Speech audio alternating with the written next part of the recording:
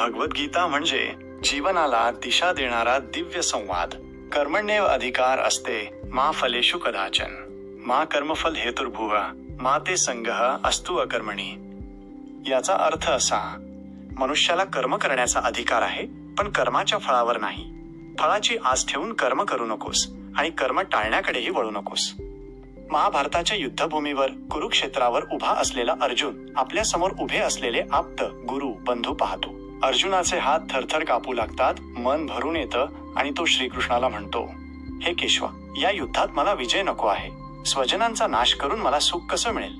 तो पुढे म्हणतो, मी गोंधळलो आहे. काय योग्य आहे काय अयोग्य हेच मला कळत नाही. तुम्हीच मला मार्ग दाखवा. तेव्हा श्रीकृष्ण काय सांगतात?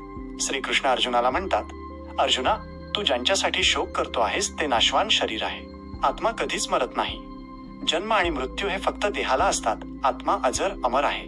ते पुढे सांगतात, तू योद्धा आहेस. कर्तव्यापासून पळ काढणं हे तुझ्यासाठी योग्य नाही. भगवद्गीतेचा खरा सार.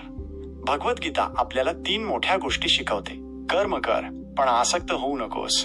जीवनात कर्म टाळता येत नाही. काम, नातं, जबाबदारी हे सगळं करावंच लागतं. पण फक्त फळासाठी कर्म केल्याने मन अशांत होतं. स्वतःवर आणि ईश्वरावर विश्वास ठेव.